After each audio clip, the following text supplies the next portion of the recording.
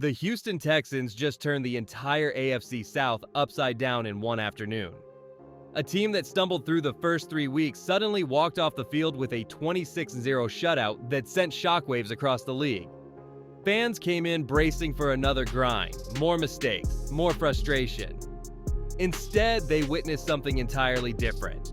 A team that looked like a contender. A team that finally matched the energy and promise we'd been waiting for since training camp. What made it so stunning wasn't just the score, it was the control. This wasn't survival football. This was domination. The offense moved with rhythm, the defense suffocated everything in its path, and special teams played mistake-free. For the first time this season, every unit answered the bell.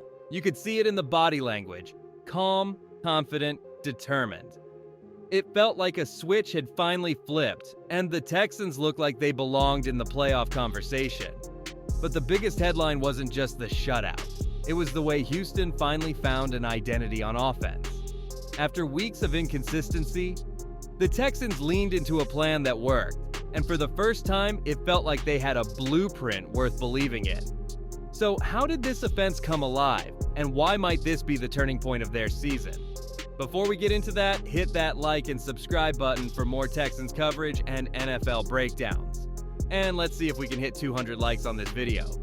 The Texans offense didn't just execute plays, they controlled the game. 9 conversions on 18 third downs kept drives alive. And trips to the red zone finally paid off with a perfect 2-for-2 finish. That alone flipped the script. No empty yards, no wasted chances, just points. The rhythm was obvious. 129 rushing yards set the foundation, and from there, screens, boots, and play action kept Tennessee off balance. On play action alone, Stroud went 4 of 5 for nearly 50 yards and a touchdown. Cleaner protection, 0 turnovers, smarter sequencing. That's how drives stayed steady, and that's how the scoreboard tilted. But here's where the real twist comes in. None of this works unless the quarterback trusts it. And Stroud didn't just trust it, he owned it. Stroud played like more than a young quarterback. He played like a field general. His line? 22 completions on 28 attempts, 233 yards, 2 touchdowns. But the numbers only hint at the real story. At the line of scrimmage, he dictated tempo. He recognized coverages, shifted protections, and adjusted concepts before the snap. That anticipation made Houston's offense feel 2 steps ahead all afternoon.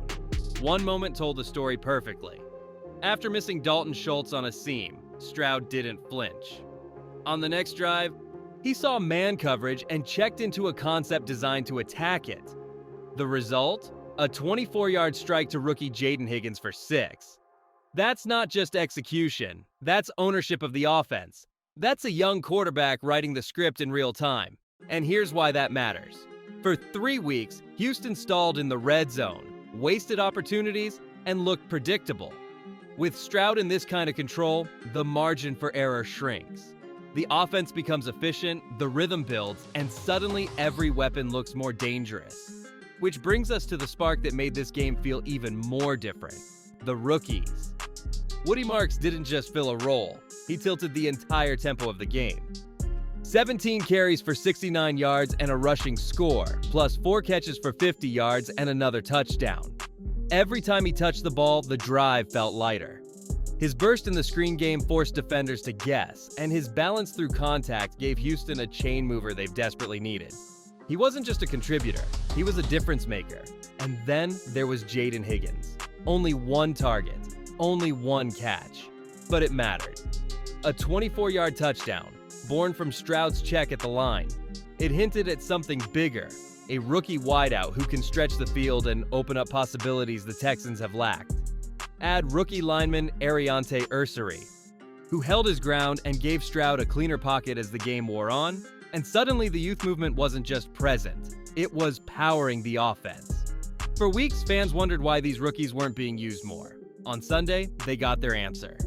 And now, the question isn't whether Marks and Higgins belong in the rotation. It's how quickly they can grow into bigger roles.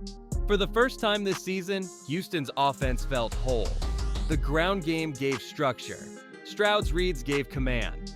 The rookies injected energy, and together they produced not just a win, but a statement that the Texans finally have an identity worth trusting. But here's where the story sharpens.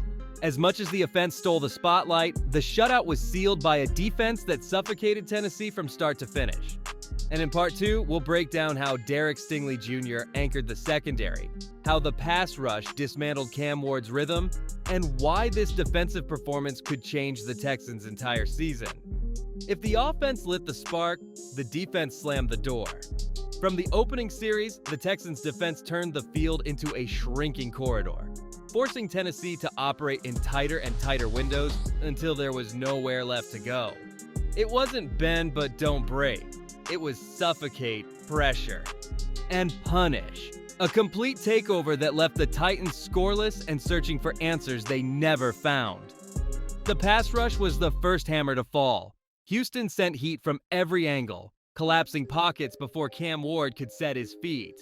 Hands shot into throwing lanes, rushers chased him outside, and every adjustment looked desperate. By the end, Ward's line told the truth. 10 completions on 26 attempts for just 108 yards, 1 interception, and no rhythm to speak of. For a quarterback who thrives on extending plays, Houston made the field feel claustrophobic. The secondary fed off that pressure, turning hurried throws into easy wins. Derek Stingley Jr. jumped a route for a timely interception, showing the instincts that made him a first-round pick.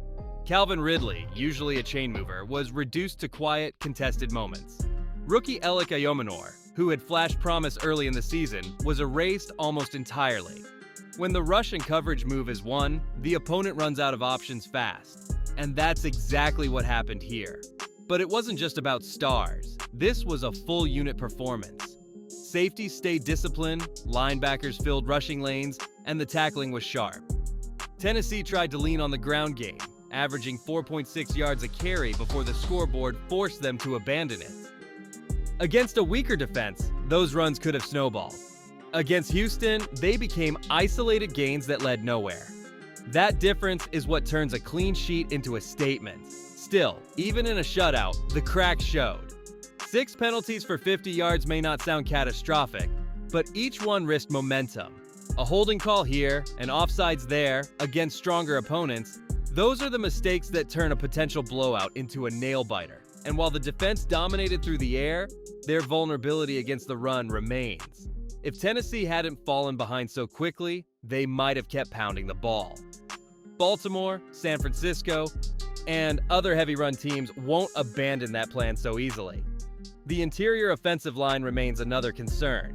Jeffrey Simmons repeatedly drove into the backfield, forcing C.J. Stroud into hurried throws. Stroud survived it. He even thrived at times. But no team wants their franchise quarterback picking himself up after every drive.